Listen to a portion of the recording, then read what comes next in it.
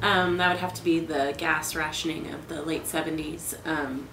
I remember there was a gas shortage, and you could only get gas in your car on a certain day.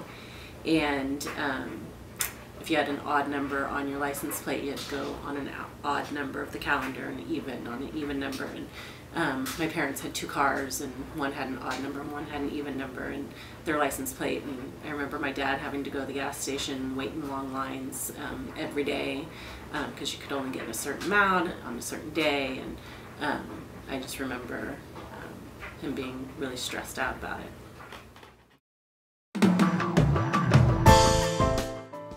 When the Shah of Iran left the country in January of 1979 on vacation, it would be the last time he was to do so, because during his absence, Ayatollah Khomeini took control of the government. Immediately following the Shah's departure, however, oil production in the country came to a halt, not to resume again until later that year. As people the world over began to worry about possible oil shortages and even a complete loss of Iran's contribution to the world oil market, prices of gasoline in the United States skyrocketed.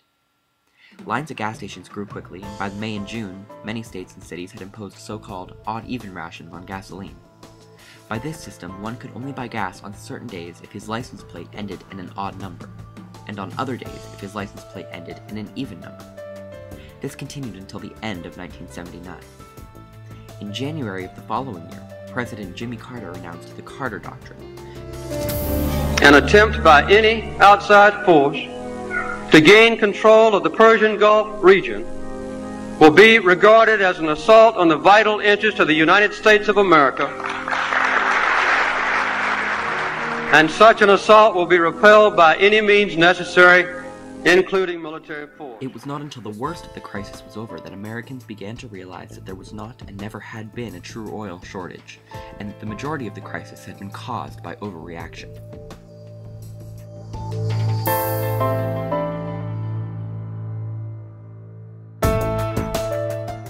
The oil crisis of 1979 was felt by all Americans, so much so, in fact, that it made its way into the pop culture of the time, being included in such commercials as this one here. Excuse me. Yeah? Would you watch my place in line? I'm just gonna run over to McDonald's. Yeah. Hey! Would you get me a Big Mac? Oh, sir, would you bring us 3 fries, please? And a Coca-Cola. Say, how about a quarter pounder?